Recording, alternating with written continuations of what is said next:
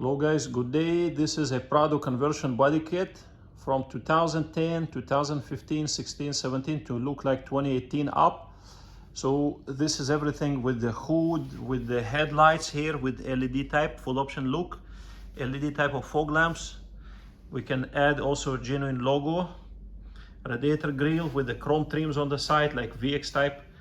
This is a tail lights, front bumper, rear bumper, all the brackets, bumper grille, plastic insulator rubbers, brackets, rear license trim, and genuine rubber seals also we are adding. Center bracket. All right, front fenders are changing. Front heat shield, the radiator shield plastic on the top, changing also.